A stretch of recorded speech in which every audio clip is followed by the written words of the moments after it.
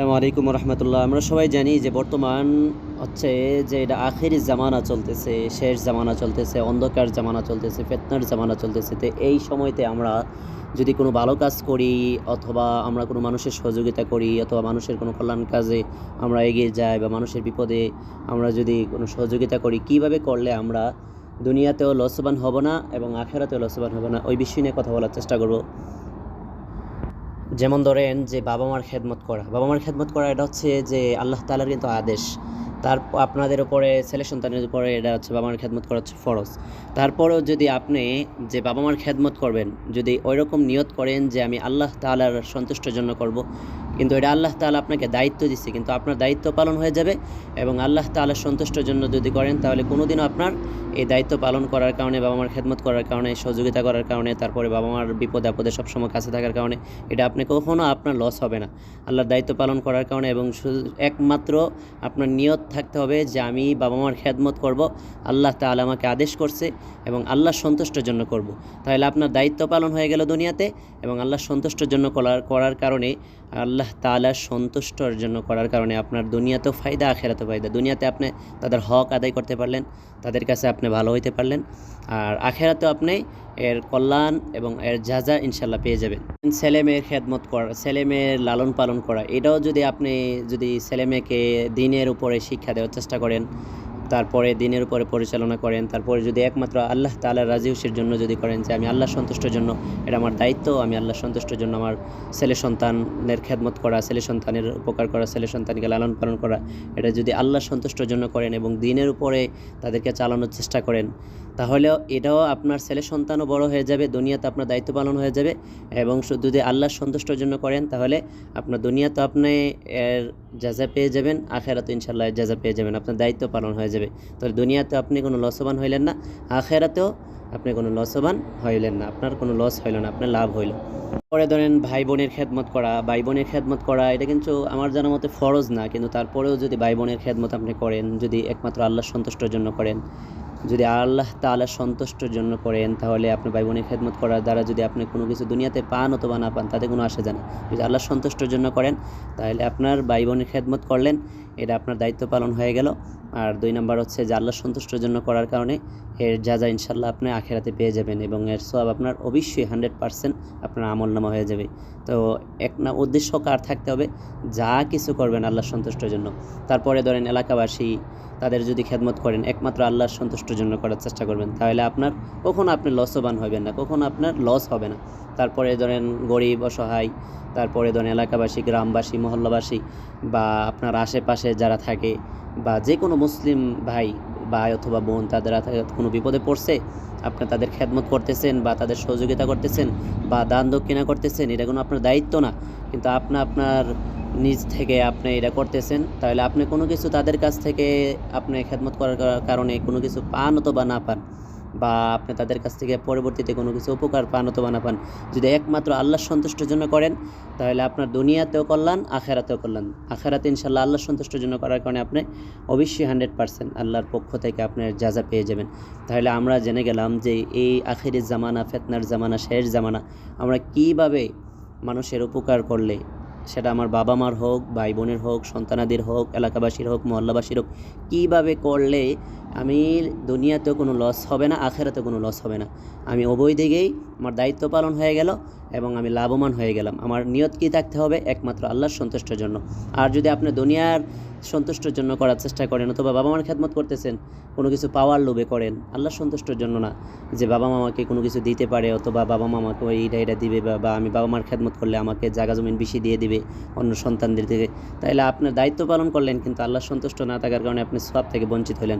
ছেলে সন্তানদেরকে যদি আপনি আল্লাহর সন্তুষ্টের জন্য এবং দিনের প্রতি যদি পরিচালনা না করে যদি দুনিয়ার প্রতি শুধু করেন, তাহলে দায়িত্ব পালন করলেন কিন্তু আল্লাহর সন্তুষ্টের জন্য না করার কারণে, অথবা আপনার দিনের উপরে তাদেরকে না পরিচালনা করার কারণে আপনার দুনিয়ার দায়িত্ব পালন করতে পারলেন কিন্তু আখেরাতে আপনার কোনো এর যাজা হবে না, কোনো লাভবান হবে না। তারপরে ভাই বোনের খেদমত, কারণ ভাই বোনের খেদমত করলেন, আপনি যদি দুনিয়াতেও তাদের খেদমত করার পর যদি এরকম কোনো আশা করেন যে আমি দুনিয়াতে তাদের কাছে কোনো কিছু পাইবো, অথবা ভাই বোনের যদি আজকে বিপদে আমি খেদমত করি বা তাদের আমি সহযোগিতা করি, আমাকে তারা বিপদ থেকে ওঠার পরে আমাকে দুনিয়াতে কোনো কিছু দিব, এরকম যদি নিয়ত মন মানসিকতা করেন, এরকম নিয়ত করেন, তাহলে আপনি সব থেকে সম্ভবত বঞ্চিত হয়ে গেলেন। কিন্তু আর যদি আল্লাহ রাজির জন্য করেন, আল্লাহর সন্তুষ্টির জন্য করেন, সওয়াবের সন্তুষ্টির জন্য করেন, তারা আপনাকে কোনো কিছু দেখ অথবা না দেখ, আপনি যদি দেয় তাতেও আপনার সওয়াব নষ্ট হবে না, আর যদি না দেয় তাতেও আপনার সওয়াব নষ্ট হবে না। একমাত্র সন্তুষ্ট কার জন্য করতে হবে? আল্লাহ সন্তুষ্টির জন্য। তারপরে এলাকাবাসী, মহল্লাবাসী, গ্রামবাসী, তাদের খেদমতো যদি আল্লাহ তাআলা সন্তুষ্টির জন্য করেন, তাহলে আপনি তাদের কাছ থেকে কোনো কিছু পান অথবা না পান, আপনার কোনো আসে যায় না। পাইলেও যদি আল্লাহ সন্তুষ্টির জন্য করে থাকেন, তারা যদি পরবর্তীতে আপনাকে সম্মান করে অথবা আপনার সহযোগিতা করে অথবা আপনাকে সবসময় শ্রদ্ধা করে অথবা আপনার কল্যাণ কাজে এগিয়ে আসে, তারপরে তারা আপনার কথা মানে, যদি আপনি বাবা মার খেদমত করেন তাও আল্লাহ সন্তুষ্টির জন্য করেন, দুনিয়াতে কিছু পান অথবা না পান ওই আশা আপনি বাদ দিয়ে দিন। যদি আপনি আল্লাহ সন্তুষ্টির জন্য করেন, আপনার দায়িত্ব সেটা, তাহলে আপনি অবশ্যই এর যাজা দুনিয়াতেও পাইবেন, আখেরাতেও পাইবেন। আর যদি বাবা মা আপনাকে কোনো কিছু খুশি হয়ে দেয় তাতেও কোনো সমস্যা নেই, আপনার সওয়াব কমবে না ইনশাল্লাহ, কারণ আপনি যদি আল্লাহ সন্তুষ্টির জন্য করেন। তারপরে আপনি আপনার সন্তানের লালন পালন করবেন, তাও আল্লাহ সন্তুষ্টির জন্য করেন, এবং যদি আল্লাহ সন্তুষ্টির জন্যই করেন তাহলে আল্লাহ তাআলা যে পথে তাদেরকে লালন পালন করার কথা বলছে অথবা যেই শিক্ষা তাদেরকে দেওয়ার জন্য আল্লাহ তাআলার আদেশ, ওই শিক্ষা যদি আপনি দেন এবং আল্লাহর সন্তুষ্টির জন্য লালন পালন করেন, আপনি সন্তান থেকে দুনিয়াতে কিছু পান অথবা না পান। আছে না এরকম অনেক বাবা মা যে সন্তান আদি বড় হওয়ার আগেই দুনিয়া থেকে বিদায় নিয়ে চলে যায়, তাই না? তো এই জন্য সন্তুষ্ট একমাত্র আপনার নিয়ত থাকতে হবে আল্লাহর সন্তুষ্টির জন্য, যে এটা আমার দায়িত্ব যে আমার ছেলে সন্তানের খেদমত করা, ছেলে সন্তানকে লালন পালন করা। তবে হ্যাঁ, যদি আল্লাহর সন্তুষ্টির জন্য এই ছেলে সন্তানের লালন পালন করেন, তাহলে আল্লাহ তাআলা যেভাবে লালন পালন করার কথা বলছে ওইভাবেই পরিচালনা করার তাদেরকে চেষ্টা করবেন, তাইলেই সেটা আল্লাহর সন্তুষ্টির জন্য হয়ে যাবে। তারপরে ভাই বোনের খেদমত করা, ভাই বোনের উপকার করা অথবা এলাকাবাসীর উপকার করা, তারপর গ্রামবাসীর উপকার করা বা খেদমত করা তাদের, বা পাড়া প্রতিবেশী আপনার কেউ দূর দূরান্তের কাছের হোক অথবা দূরের কোনো মানুষ বিপদে পড়লো, আপনি তাদেরকে সহায়তা করলেন, খেদমত করলেন, তাও কার জন্য করবেন? একমাত্র আল্লাহর সন্তুষ্টির জন্য করবেন। আল্লাহর সন্তুষ্টির জন্য করার কারণে আপনি অবশ্যই এর জাযা ইনশাআল্লাহ আখিরাতে পেয়ে যাবেন, আল্লাহর কাছ থেকে পেয়ে যাবেন। আর তাদেরকে করার কারণে, ভাই বোন হোক অথবা এলাকাবাসী হোক, মহল্লাবাসী হোক, গ্রামবাসী হোক, তাদেরকে করার কারণে, বা বন্ধুবান্ধব হোক, কাছের হোক অথবা দূরের হোক, কিন্তু আপনি যদি আল্লাহর সন্তুষ্টির জন্য করেন, তারপরে যদি তারা সন্তুষ্ট হয়ে, আপনি তাদের বিপদে আপনি অনেক কিছু করছেন, তারা যদি সন্তুষ্ট হয় আপনাকে এই দুনিয়াতে কোনো কিছু তারা দেয় অথবা রাজি হয়ে আপনাকে কোনো কিছু খেদমত করে অথবা পরবর্তীতে আপনার সহায়তা করে, তাতে আপনার সওয়াব ইনশাল্লাহ কমবে না, আপনার সওয়াব পেয়ে গেলেন, তাতে কোনো সমস্যা নেই।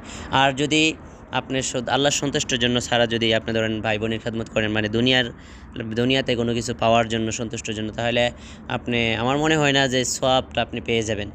এখন পৃথিবীতে দেখা যায় যে এই শেষ জামানা, যেহেতু আখেরি জামানা, ফিতনার জামানা, অন্ধকারের জামানা, বাবা মা, ভাই বোন, আত্মীয় স্বজন, পাড়া প্রতিবেশী, এলাকাবাসী সবার খেদমত আমি মনে করি যে একটা কাজই চেষ্টা করবেন যে আল্লাহর সন্তুষ্টির জন্য করার।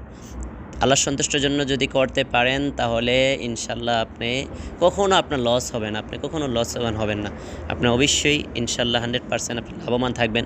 কারণ তাদের কাছ থেকে আপনি উপকার করার পরে কোনো কিছু পান অথবা না পান তা কোনো আসে যায় না, পাইলেও আলহামদুলিল্লাহ, না পাইলেও আলহামদুলিল্লাহ। এই জন্য সবসময় চেষ্টা করবেন যে আল্লাহর সন্তুষ্টির জন্য করার জন্য। তো যাই হোক, এই বিষয়টা নিয়ে কথা বললাম যে দুনিয়াতে কিভাবে খেদমত করলে, কিভাবে কী কাজ করলে, ভালো কাজ করলে, কিভাবে করলে আপনি আখেরাতেও লস হবে না, দুনিয়াতেও লস হবে না, আপনি উভয় জায়গায় আপনি কল্যাণ হয়ে যাবে। তো যাই হোক, আল্লাহ তাআলা আমাদেরকে সঠিকভাবে, যেভাবে আমরা আমাদের জীবনের প্রত্যেকটা কাজ যেভাবে করলে আল্লাহ সন্তুষ্ট হবে এবং দুনিয়াতেও আমাদের দায়িত্ব পালন হয়ে যাবে, আল্লাহ তাআলা আমাদেরকে সেইভাবেই প্রত্যেকটা কাজ করার মতো সেই তৌফিক আল্লাহ তাআলা দান করুক। আমার এই কথার মধ্যে যদি কোনো ভুল ভ্রান্তি হয়ে থাকে সবাই নিজ গুণে ক্ষমা করে দিবেন, আর বিশেষ করে যদি কোনো ভালো কথা বলে থাকি চেষ্টা করবেন ইনশাল্লাহ সবাই মানার জন্য। সবাই ভালো থাকবেন, সুস্থ থাকবেন। আসসালামু আলাইকুম ওয়া রাহমাতুল্লাহি ওয়া বারাকাতুহু।